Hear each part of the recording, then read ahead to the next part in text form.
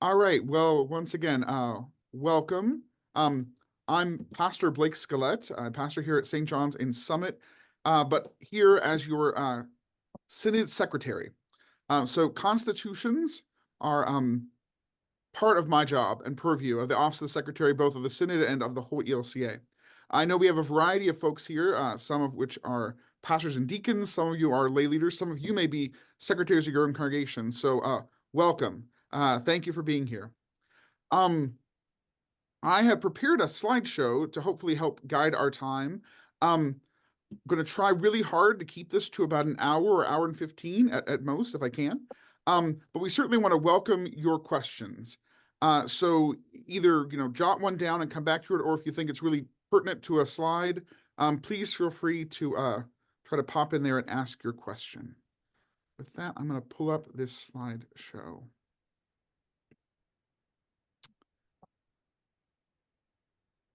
All right. So here we are for our Constitution workshop tonight.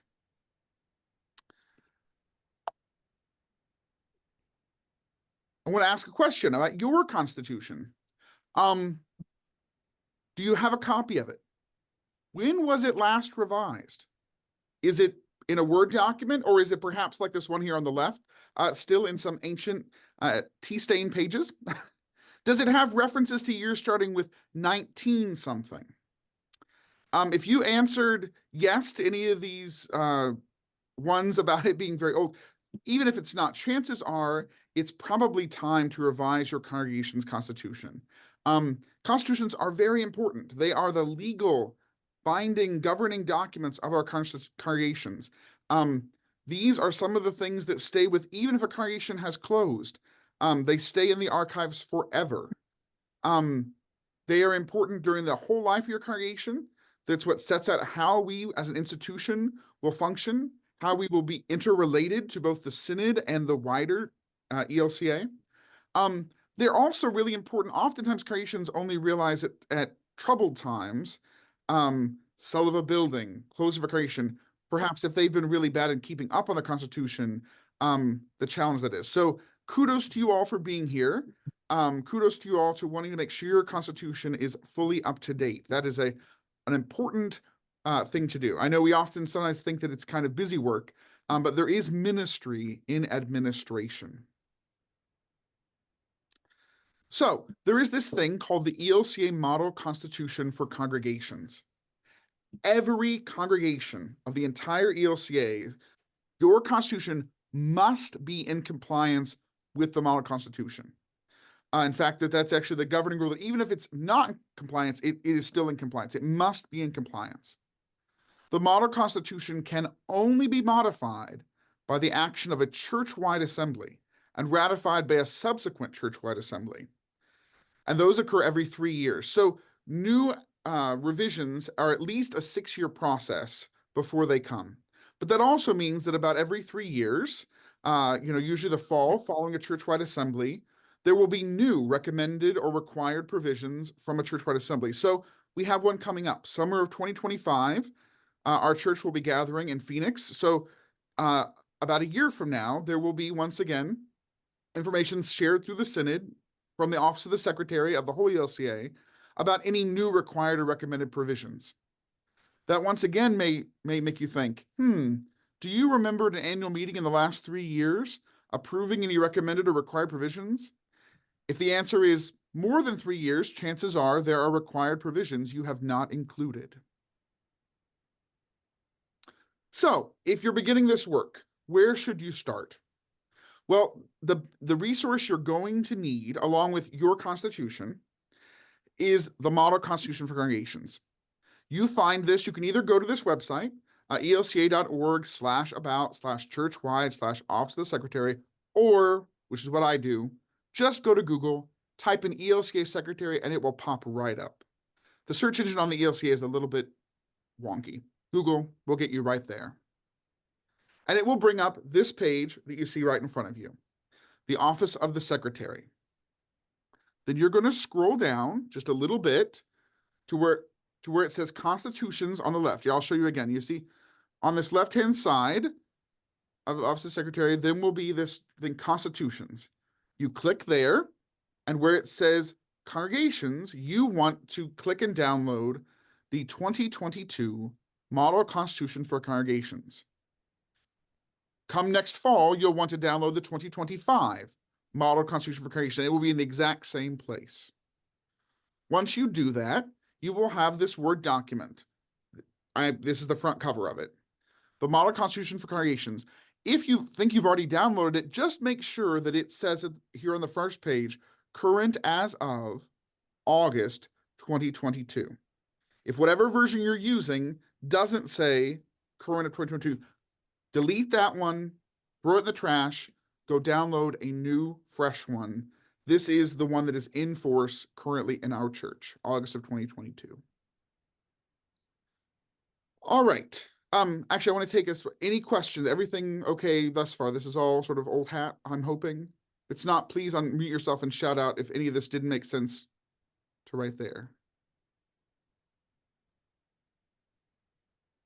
Okay. All right. So what do you do with that once you have it? Oh dear, went too fast. All right. There are some basic information you need to know once you have your Constitution and you have the Model Constitution. There are elements of the Constitution called required provisions. In the Model Constitution for Congregations, any part of the Model Constitution that has an asterisk next to it. You see there's one here by the preamble. There are more here under Chapter 2, C2.01, C2.02. Any part that has an asterisk is a required provision. What does that mean? That means that part of the Constitution must be printed exactly as in the Model Constitution, word for word, even including the asterisk itself. You'd be surprised, but I've had more than one person submit a Constitution that included all the right wording, but they had gone in and deleted all the asterisks. Even the asterisks take an action of church-wide assembly. In fact, 3 years ago, at the last one, we were debating whether or not we're going to add or delete asterisks. So even the asterisk is required. They must be exactly as in the Model Constitution for Congregations. Those are required provisions, and there are a lot of them. In fact, several of the first few chapters of the Model Constitution, other than Chapter 1, are almost completely required provisions. Things like our confession of faith, our unity as one church. There are later areas where there's often maybe one or two provisions, and then there are others that are not required. The other category in the Model Constitution are required provision, recommended provisions. So when it doesn't have an asterisk, as you see here, so C5.04 is required. There's an asterisk there. C5.05 in the Model Constitution is a recommended provision.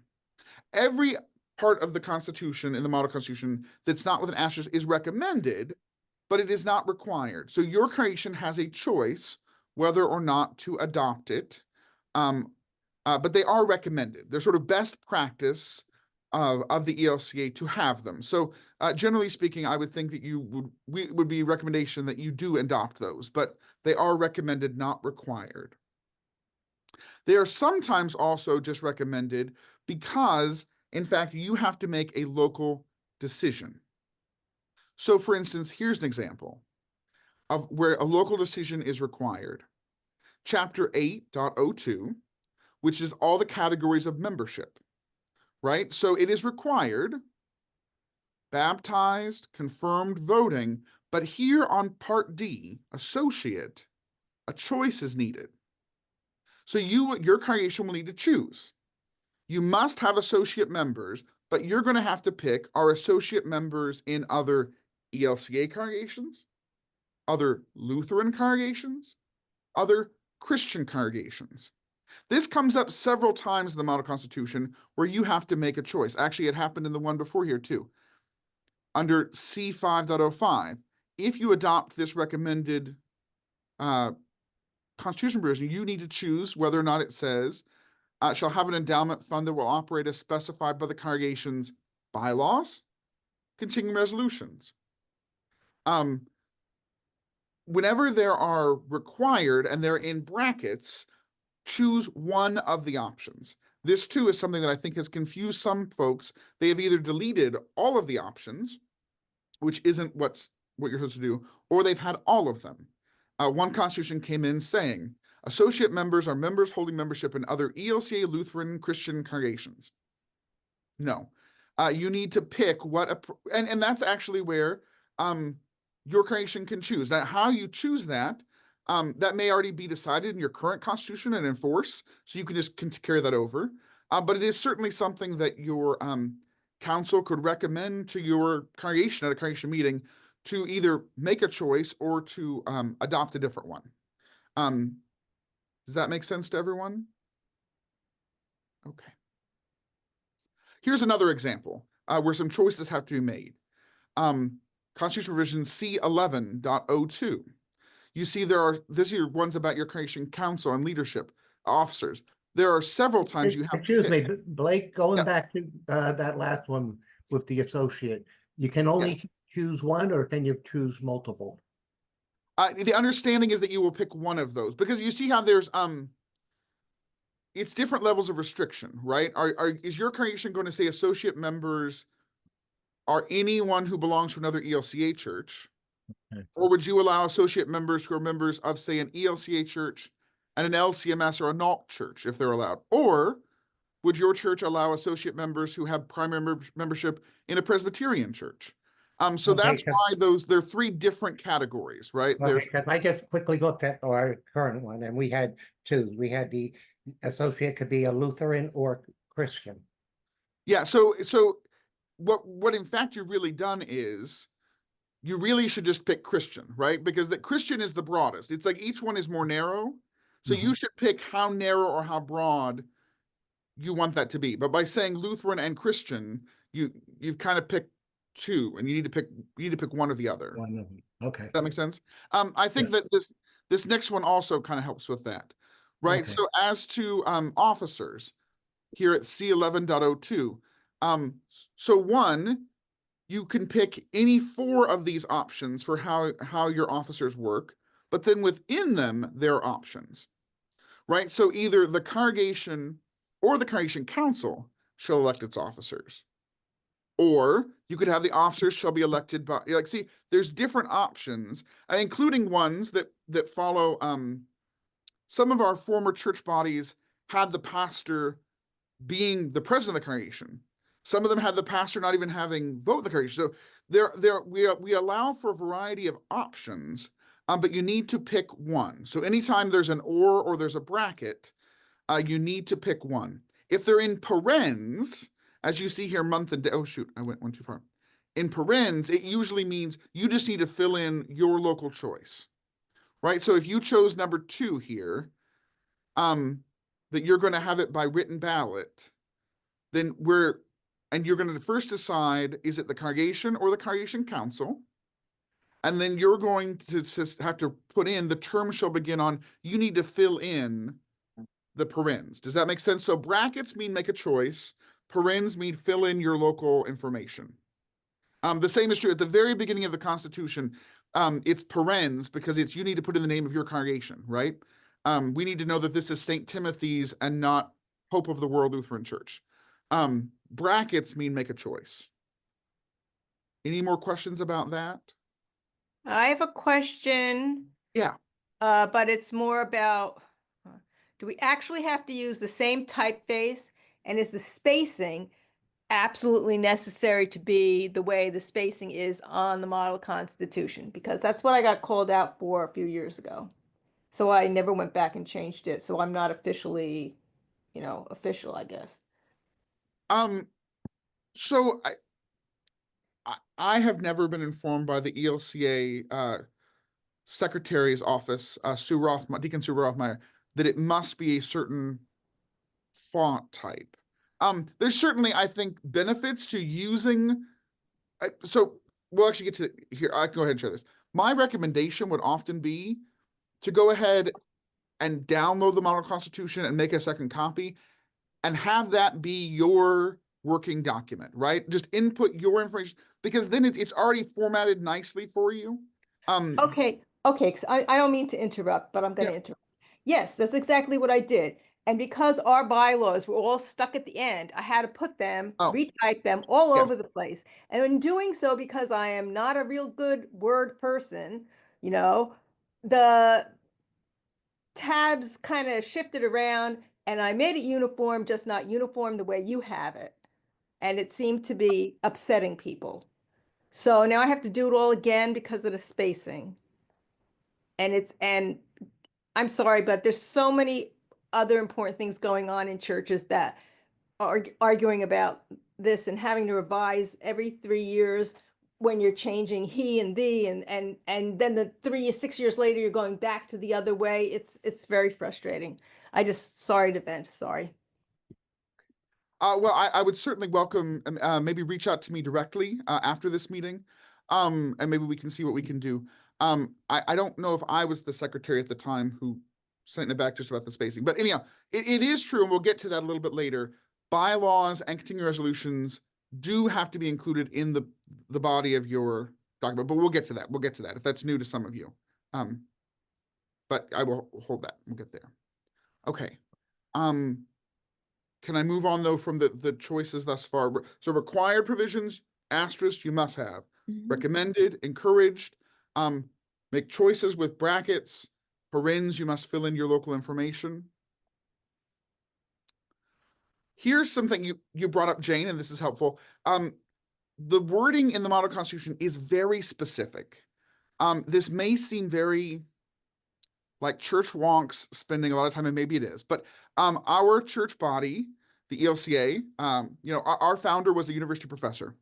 Martin Luther, I'm sure, took his red pen to his students' letters and made sure they were all correct. And we do have a tradition of saying words matter, precision matters.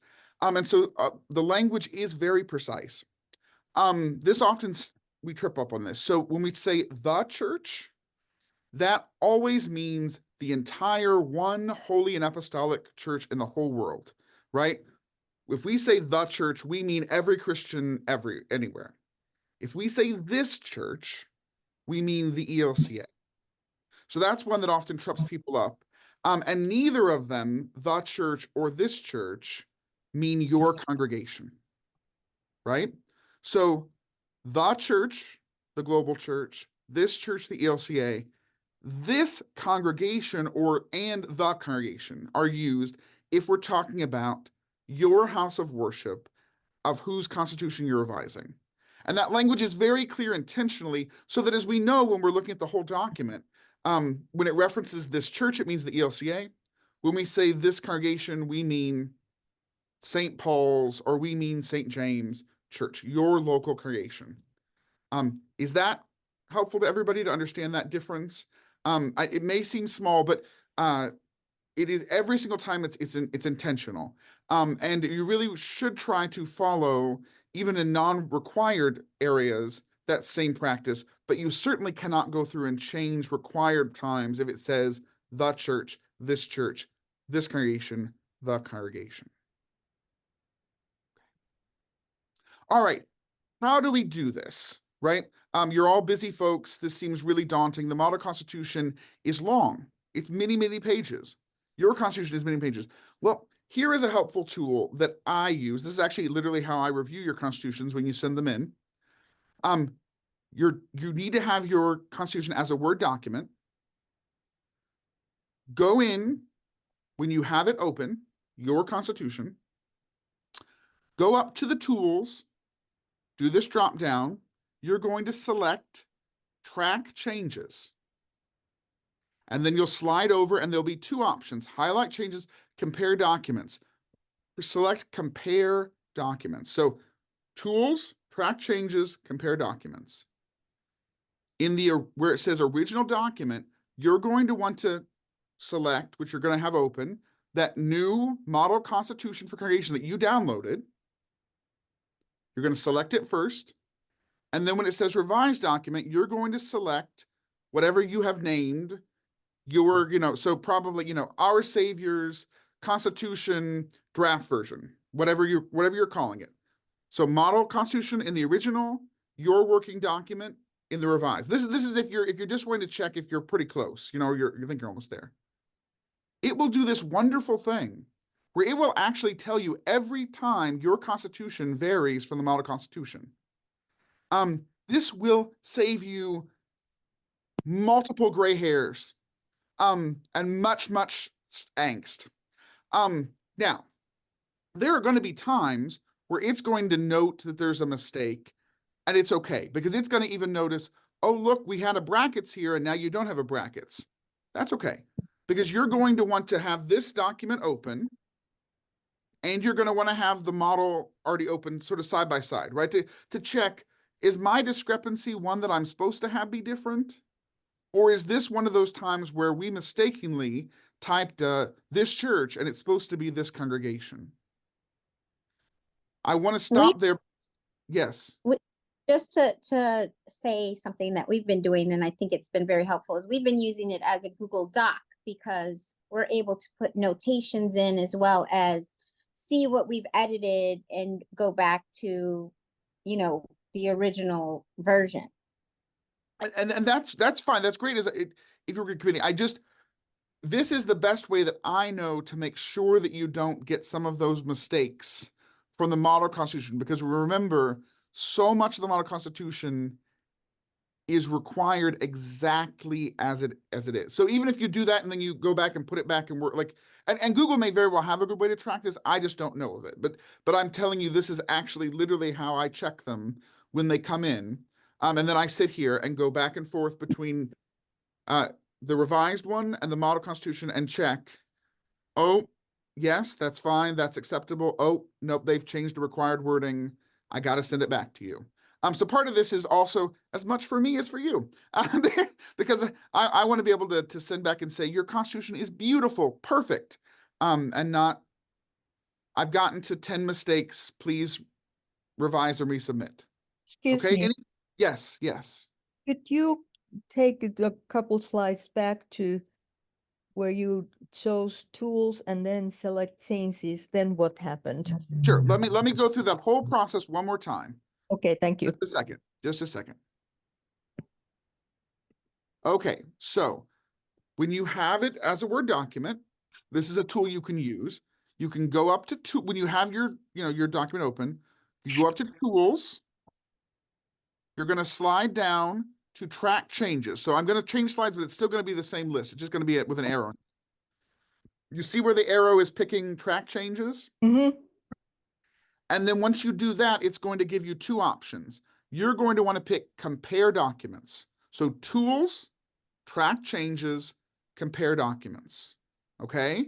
Thank you. And then this box is going to pop up. And you're going to want to, it's going to ask you for an original document. That's where it's going to be like a drop down. It's going to click here and you're going to pick the Model Constitution for Congregations that you downloaded, right? From the ELCA, that brand new fresh copy. And then in the revised document, you're going to pick whatever it is you have named your working constitution, or even if you think it's all finished, right? Maybe you all did it like Princess said, right? You've worked on it in Google, but you think now your committee has what you think is a good copy.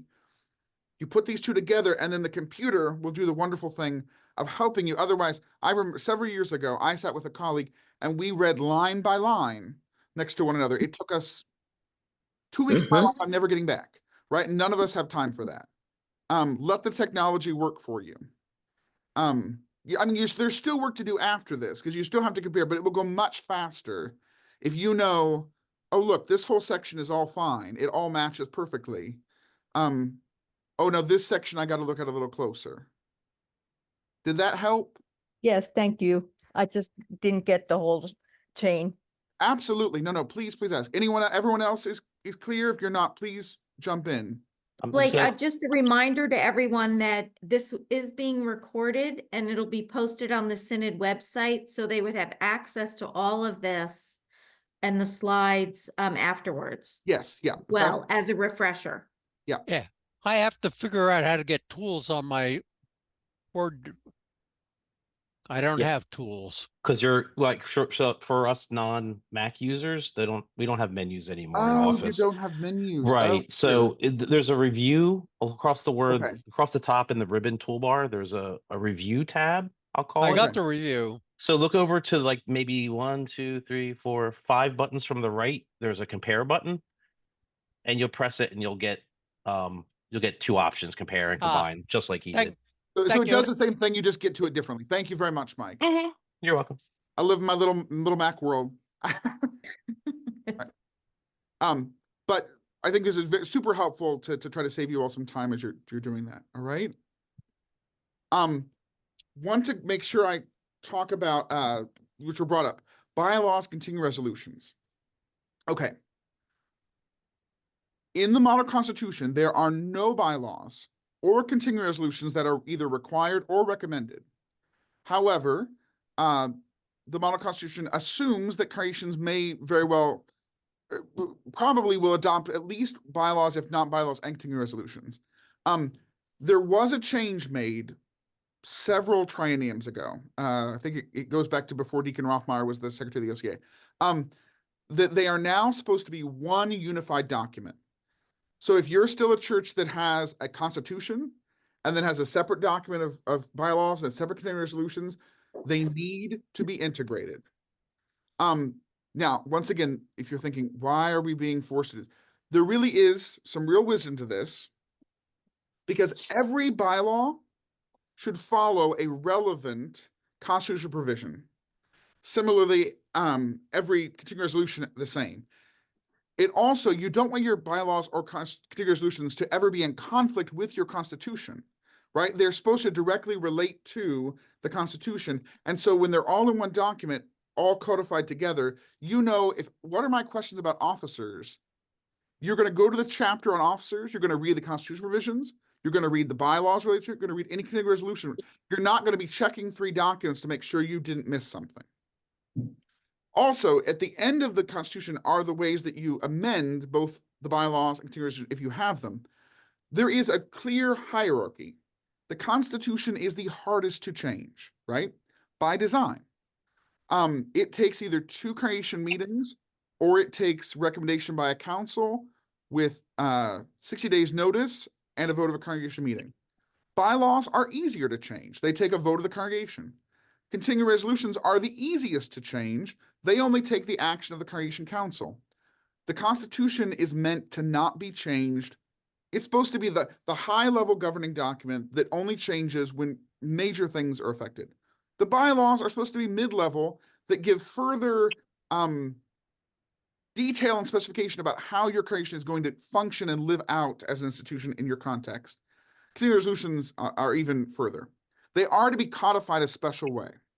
So they're to be the constitutional provision and then a 2-digit sequential numerals followed by a dot. So here we go. Here's an example. In the Constitution is chapter 10.01. So C10.01. That's about having the annual meeting. You very well may want to have a bylaw that gives further specification, that not just to say that. So you may want to have one that says, we're going to have our annual meeting every year on a Sunday in January. So it would be then codified right underneath this as C10.01.01, right? Because they follow right after and they go sequentially. If you had a second one about that same area, it would be then the next numeric addition, right? Does that make sense to everybody how that works? Mhm. All right. So then continuing resolutions only just follow that a little further. So they're meant by definition to be much more flexible, right?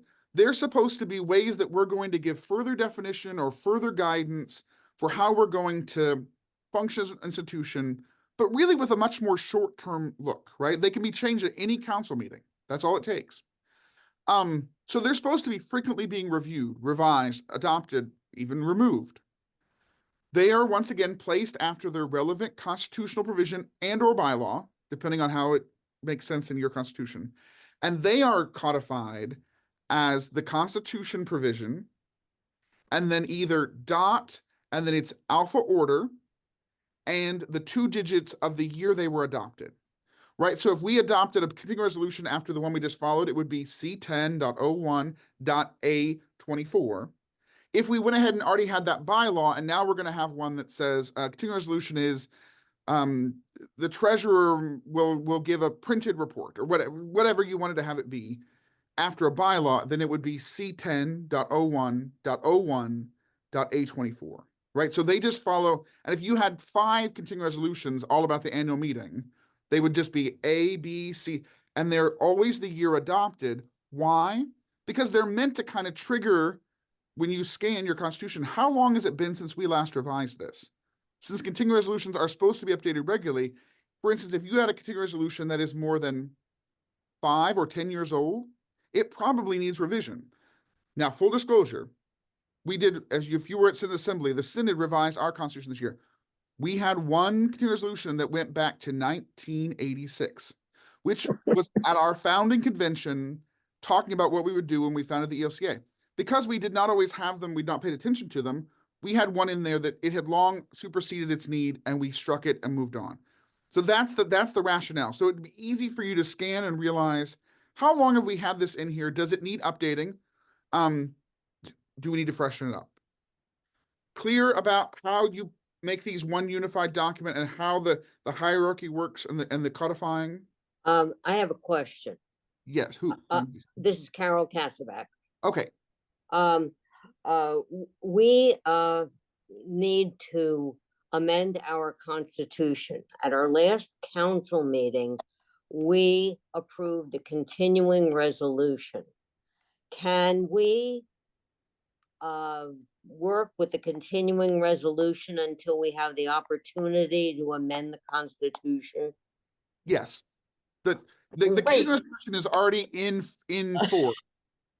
But you just need if there are things you need to revise the other parts, then do that. But once again, when we did our revision at this past assembly, the Synod Council had already done all the work of clearing all the continuing resolutions at the September before it.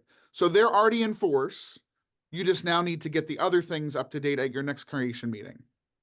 Like I have a. You like, mean I we ha- can take, the part of the constitution out and insert the continuing resolution? You can't take any part of the constitution or bylaws out until you've done the work of amending it.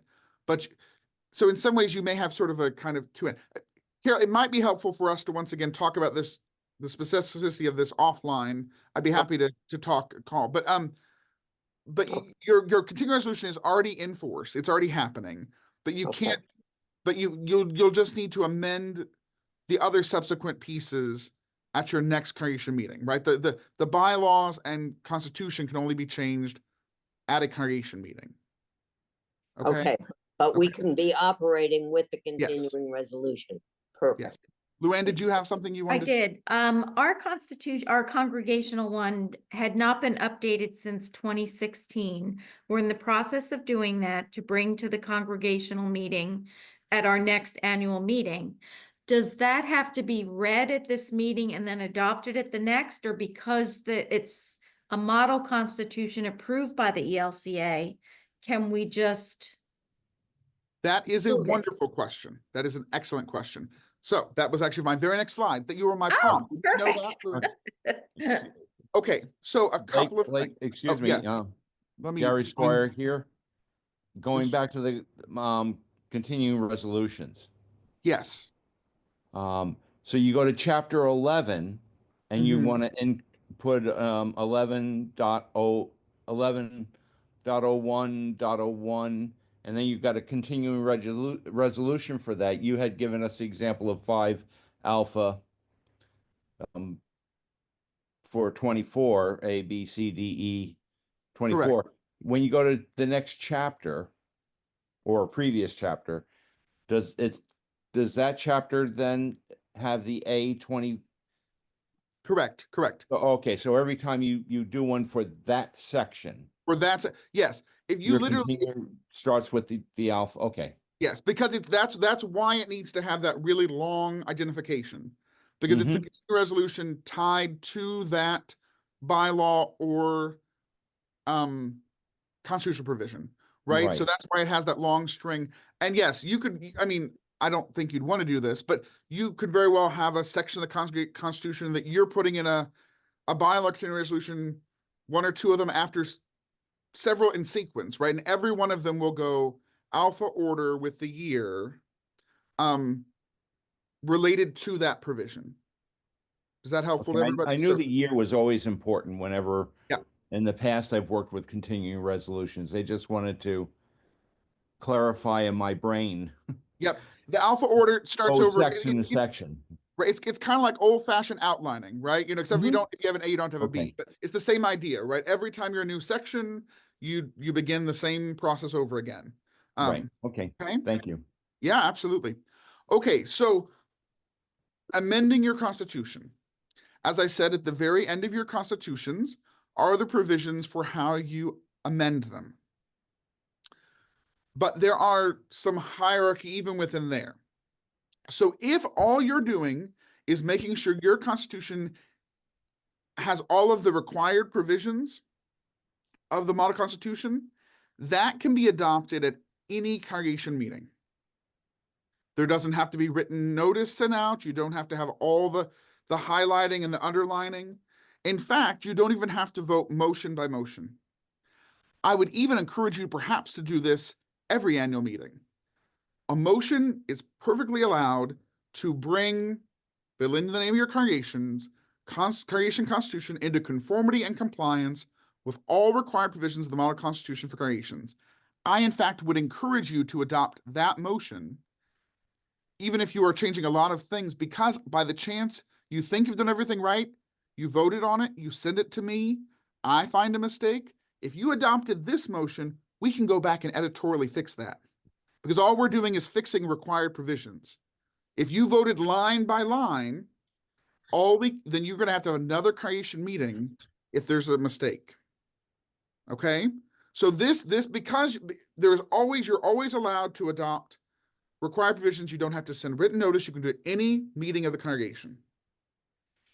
If you're going to adopt recommended provisions, if you're going to adopt other provisions, if you're going to put a part of the Constitution in that you're choosing of your own choice, I don't necessarily encourage that, but if you want to, there are two different options. You can either propose it at one annual meeting and ratify it at the following, or your congregation council can adopt it and recommend it, and it has to give written notice of the changes in advance. I believe it's 60 days. You want to check your constitution to make sure that's right. Bylaws can happen at the meeting. Continuing resolutions can happen at a congregation meeting, or they can happen by the council. Remember, once again, it's this hierarchy. But so many of you, but if it's the required changes, you're just making sure it's in line with the model constitution, that can happen at any congregation meeting. Did that answer your question, Luann? But if you're since we've not submitted one and we're going to bring it into conformity and add our bylaws to it, that needs to be reviewed. That first needs to be reviewed by you, back to the council, and then we have 60 days to do, and that's still the time frame for us to submit it to the congregation. Like, we're still within the right time frame. Yeah. So yes, but once again, the question would be, if all you're doing is bringing it into conformity, this motion will cover you, and you can do it at any congregation meeting. You don't have to send written notice. You don't have to even worry about 60 days. Right, but if we're adding the bylaw pieces to it related to just some of the little pieces that you added. Yeah. So here's the other thing, is if all you're doing is taking what you already have, the wording, and just making sure that it all flows In the right place. that also would be allowed. Okay. I mean, you're fine to send the written notice. And that's great. What really matters is if you're adopting new bylaws, right? It's not just bylaws you already have, but you're adopting new bylaws, or you're changing wording, right? You're changing you're like, if you're in those places where it's pick a parens or pick a brackets, then you need to let the congregation know, because you're changing wording from one thing to another thing. Okay. That makes sense. The difference. So part of it depends on, are all you doing is just cleaning it up, or are you in fact changing its content? That's where the difference affects is the content piece. All right. Perfect, thank you. Yeah. I saw a hand at one point. You Mike, partially answered my question. I'm like, what if there was choices? Right. Then I couldn't just do this. Right. Unless, but I assume if we've already made the choice or an equivalent choice in a previous one, I don't know if you could have to change this motion a little bit, but the wording, but I seem like we could push this through. Yeah. So, I so mean, many that could be congregations- done in this generic way, I would guess. Correct. Many of your congregations have probably very well may have already made the various selections. If all you do is just keep the same selections, then you're fine. If you're choosing to choose a different one, so for instance, that one we looked at about associate members. If you had previously had associate members can only be ELC and you now want to make it be Christian, that will now that's content, right? Now we have to bring that before the congregation. But the moment Okay, there's my a new, question. but if there's a new one that had a choice, If there's a then- new one that has a then- choice, then then we can't kind of do this. right? Or- Correct. Or yeah, I mean, or I if will there's a say it- mistake, we're in trouble, right? Yes. I mean, certainly go through it, and I'd be happy to talk case by case if you want to talk about that. You're perfectly fine to send written notice. I'm just saying some people think suddenly, oh, we've missed this and we can't do it now, and you can always at least bring yourselves into conformity, right? You can always do that. You can always make sure the required sections match. And by and large, it would certainly be my recommendation that if your constitutions don't, that they heavily, I mean, in many ways, you're best if your constitution comes as close to the model one, just as a general rule, period, and you have more of your local things in your bylaws and continuing resolutions. Just because it's usually better for our constitution to be somewhat nimble, right? And we want these to imagine lots of futures. During the pandemic, some of our congregations got in trouble when they had such specificity about what a congregation meeting could look like. Oh, now we had to meet online. Well, is that allowed? Can we do this? Like, when we put too many strictures on ourselves, we sometimes end up in a bad place, right? So we want the Constitution as much as possible to be that top undergirding, right? But not all the window dressing. Okay. I think I saw another hand. Paul, somebody, did Yes. you raise it? Yes, I Or- did. Is there a model bylaws? There is not. So The it's just ELCA does- whatever we currently have. It's okay. Yep. I mean, Okay, then Paul, or Blake, I mean, yes, going yes. back to my associate, since I had the Lutheran and Christian, if I can't present that at the, make the required changes and then present that because I have to address that choice there in the. Right. So in your case, unless your congregation meeting is less than 2 months away, you could very well have your council make a recommendation that you adopt one or the other, Yeah. and send that in the letter to the congregation the 2 months in advance, and then you can vote on it at your meeting. And that's like I said, you can either let it be 2 years, 1 year and then another, or you can let the idea is if the council gives an endorsement, that kind of can speed up the process, right? Yeah, it's in January, our meeting. Yeah, so you're like just in no, you're maybe just past time. But that's all right. You could still do it this year and ratify it next year, and that would be fine. Okay. Question, can you explain that a little bit more about how the council speeds up the process? I didn't quite understand that. Sure. So in the provision under amendments, there are 2 ways presented. If it's the council can vote to recommend sort of endorsement, and then it has to be written notice must be sent out 60 days in advance that you're going to make this constitution change. Then if it's adopted at that congregation meeting, it doesn't have to take a whole nother 12 months. So there's 2 ways. You either do where you approve a congregation meeting and then you ratify the following year, or it can be council endorsed and then it's ratified. The same is true at the synod level too. Yes, Ingrid. But doesn't the synod need to approve it at some point? I thought that the congregation approved it, synod approved it, and then the congregation ratified it. No. So I mean that's okay if you do that, but no. So 2 things, and actually that helps me move to my I think last slide. At any point in the process, happy to be a resource, happy to walk through this. We only have to send it. You're welcome to send it earlier, but you only have to send it to me after you have in fact voted and adopted it at the congregation meeting, because that's now a finished copy. That's when I review it, and assuming there's no mistakes, I take it to the Synod Council for them to ratify it, and then it's put in the record. But this is where it's especially helpful, even if you think you've done everything perfect, even if we've consulted, still have some version of this in your minutes. Because if all you've done is made a mistake with those required provisions, we can then go back and editorially fix those. Do you see where that's really want to encourage you to do that?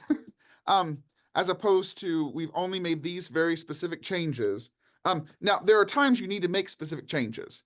And that's, and actually, you know, I know it may feel defeatist, like, oh, we worked so hard and I have to send it back to you. It's not the end of the world, right? I mean, like, we'll still fix it the next time around, but the order technically goes, when you consult me about is after you've taken a vote, for me to do a final review and to take it to Synod Council. But I'm happy to, like, this is sort of like where the professor is happy to have you submit draft copies before you submit it for the grade. All right. I see there's 2 hands raised, but my screen is very small. Who has their hand up? Please just speak. I'm not sure who you are. Mike was first. Mike it was doesn't- first. Yes. I mean, would it make sense to have like 2 motions? Like, I mean, would there ever be a case in which you would just take say you had issues with the sort of the free form changes or extra things we added, but we still wanted to go into compliance? Yep. Would it make sense to have like 2 motions? So, like, you know, maybe we could still fix, almost like we would not take, you'd almost just merge in the required things to our previous constitution and keep out the other things. Yeah. As I said, to be okay. honest, my recommendation would actually almost be, I think it would not be a bad practice for congregations to almost annually have this provision, because that way, if any point, if your congregation secretary or realizes you're not in compliance, we now have the authority to bring it into compliance, right? Okay. It's this weird thing of, technically, as I said, you're not allowed to not be in compliance, but yeah, it what does does that give a mean? vote. That was my next question. Like, how can that be? Well, that's what Okay. is told to me by the secretary of the OCA. That apparently there was even a court case about this. That, but like, the way our national body structure is, you're not allowed to not be in compliance. You have to, but yet, because of our semi-independent nature of congregations, each congregation needs to actually vote to be in compliance, right? We have that kind of hybrid, right? We're both Episcopalian and we're congregational at the same time. So we have canon law and we also have to adopt it. I hope that's not satisfactory, but at least willing to. Well, and I think on almost a more generic level would be in my own setting. It has not been changed since 2016. So there were 2 churchwide assemblies that have taken place with required provisions that are not in ours. So we're out of compliance totally. Well, you're not totally. I mean, I'm sure there's probably a lot that are, but you have missed 2 trienniums worth of changes. Yeah. 2016 is certainly not the worst. Like I said, if your congregation references 19s, if your year begins with 19, then we have more to talk about.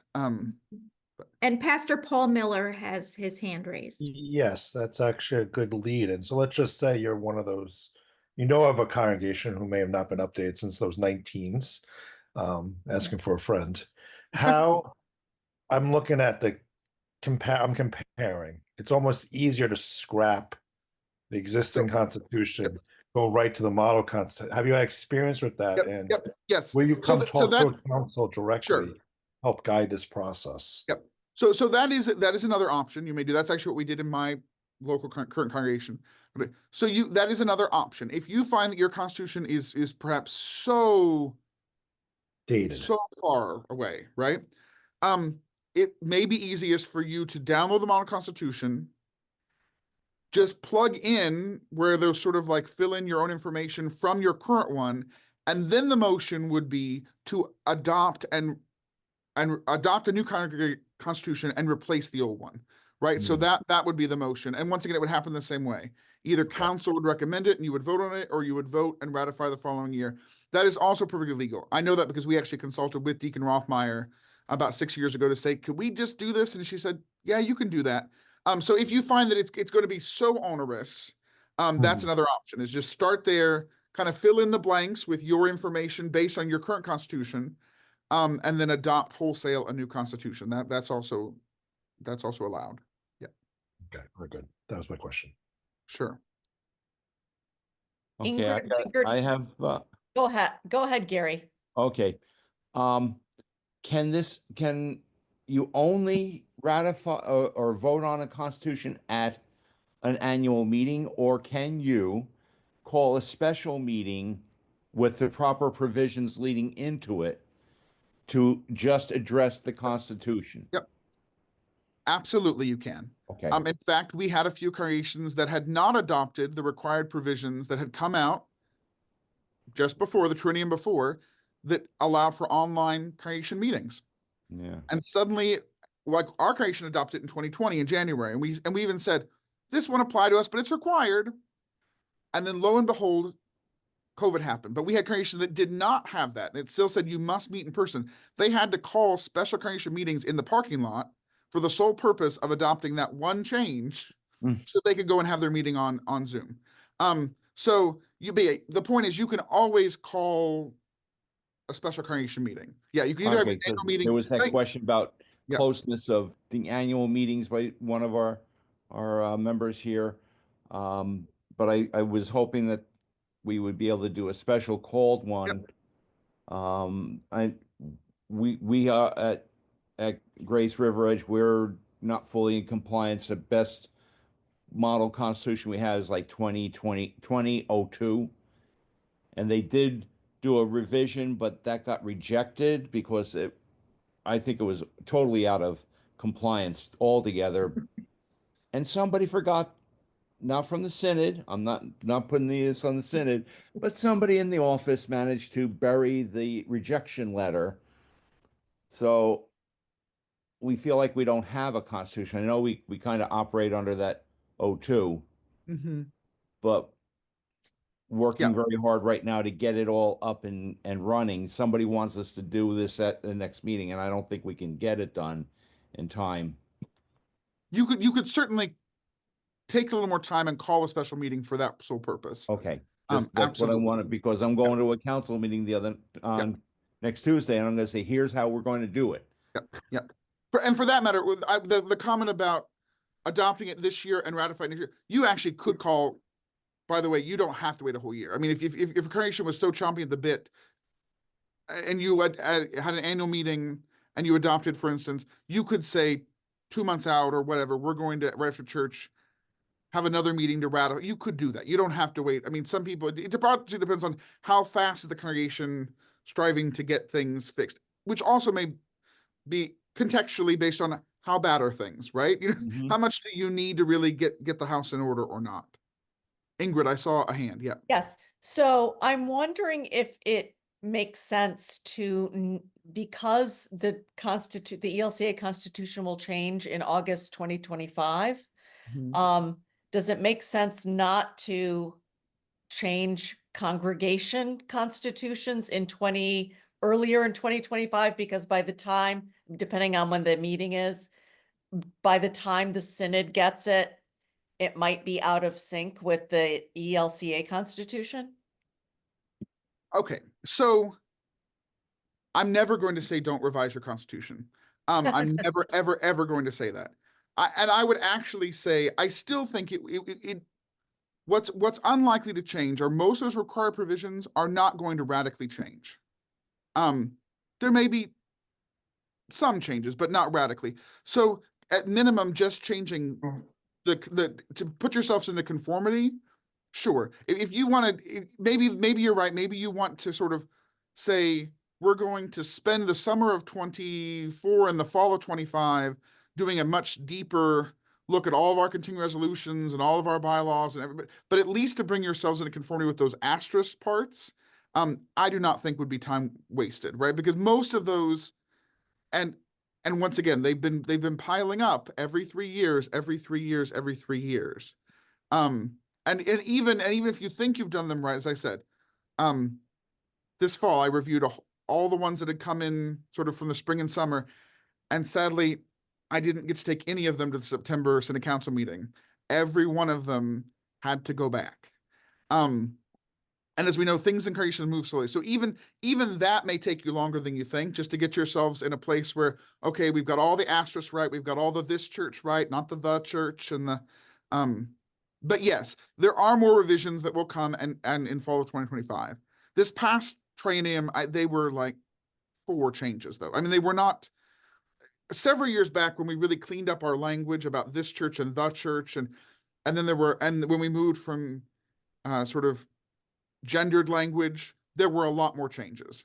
I have not heard of those sort of radical changes coming for 2025. So I know that's kind of answered both ways, but whatever you do, please just let this not be a day of saying we can't do this, right? You really can, and it really isn't that hard. And especially, I think we really do have the gift of technology we didn't used to have. Jenny, yes, I see a hand up. Yeah. I had started updating our constitution a while back, kind of got away from it. Trying to find stuff in the constitution is challenging, so I had tried to put in like a table of contents and an index. Is that going to be an issue with formatting?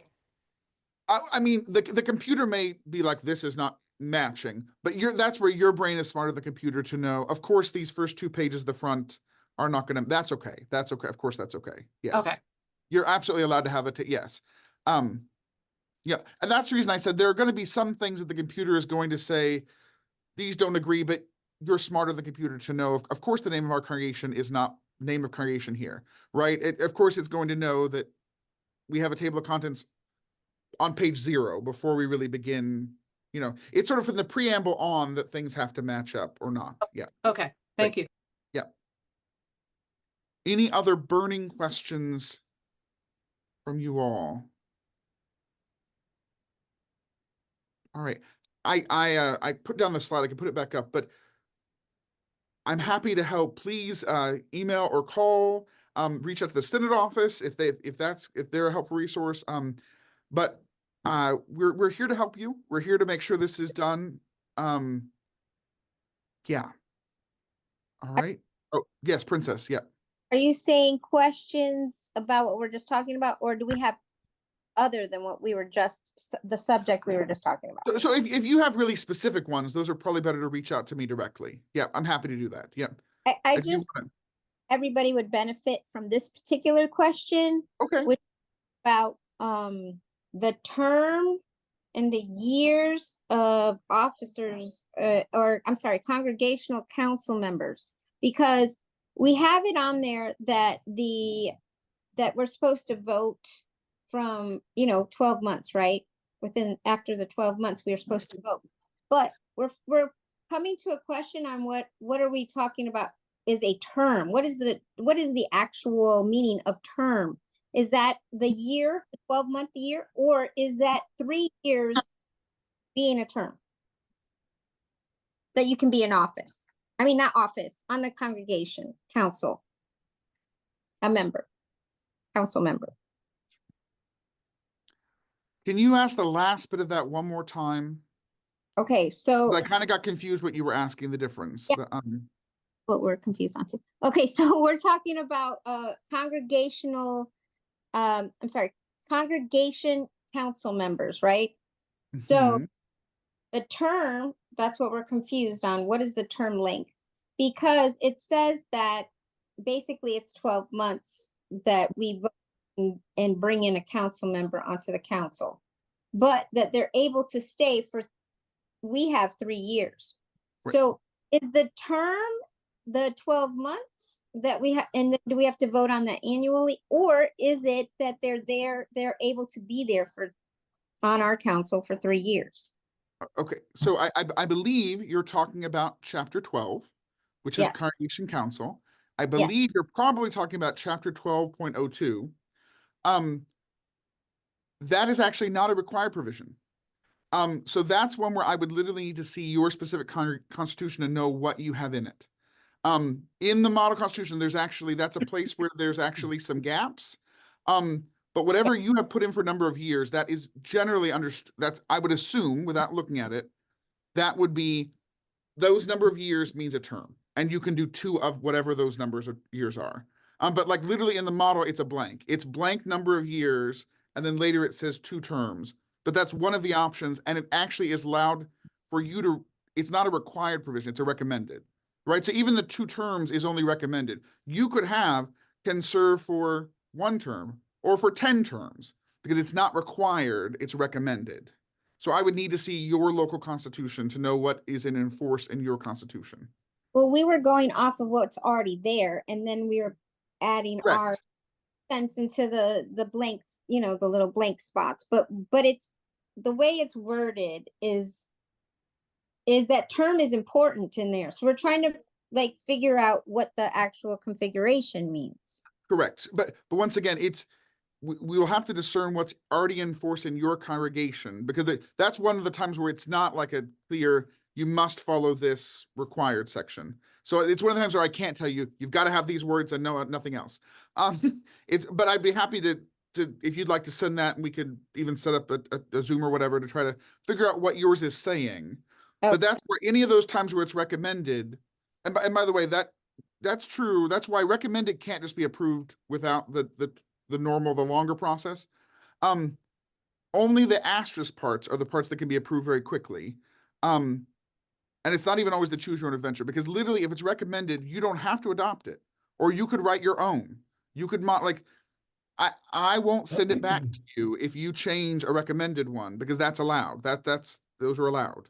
It's the Okay. required that I have to be very particular to make sure that it's, and that there's nothing that, you know, is the Constitution can't be in violation of other required provisions, I guess, too. Does that help a little bit? Yeah. I mean, I kind of took it that way. We just wanted to make sure, because, you know, that's what the words were. And we were like, well, let's figure out what that actually means, because we wanted to stay within those guidelines. But Please reach out to me. I'd love to, and let's look at the document and we'll see what it says. okay. Thank you. All right. Oh, Is there- yes. Howard? Yeah.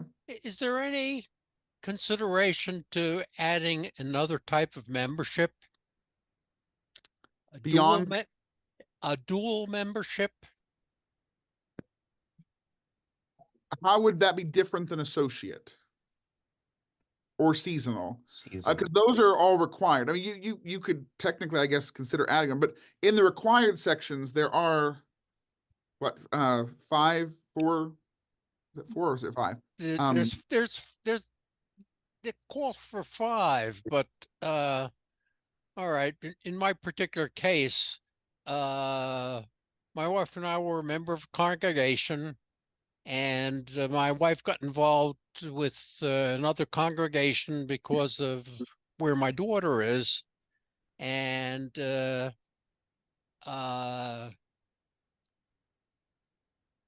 she was coerced to going on council there, but in order to go on council there, she had to transfer.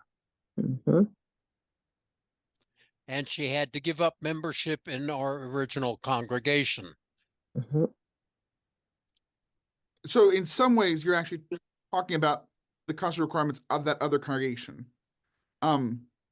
which is what's forced. That's what's discerning their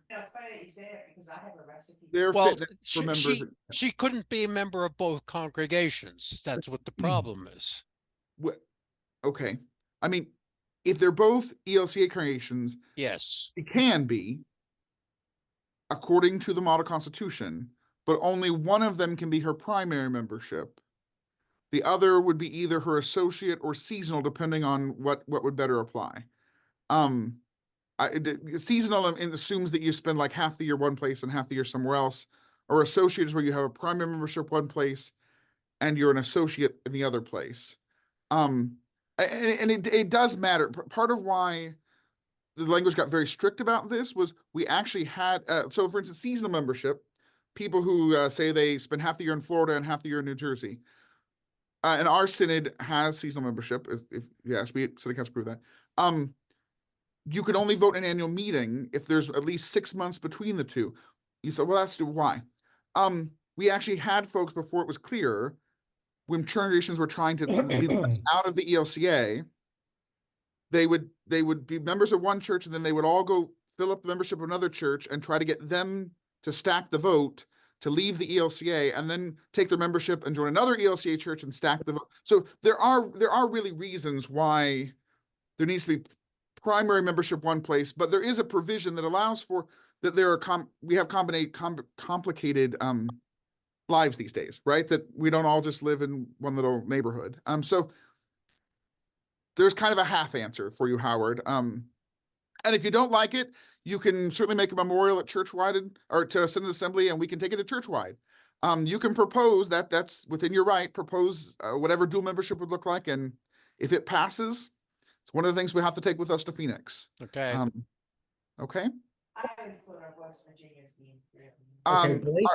All right. Yes. And I think this may need to be our last question only because we've gone a little bit Okay. long. Yes, Dave. Yeah, please. Yeah. Okay, Mhm. when, Luann, when do you think you'll have this up online so we could go back and review it, this presentation?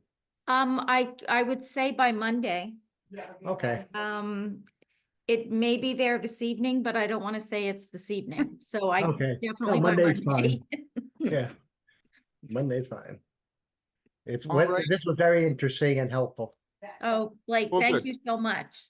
Thank you all. Thank you all for being here. And as I said, reach out to me if I can be helpful. Yes, I will be.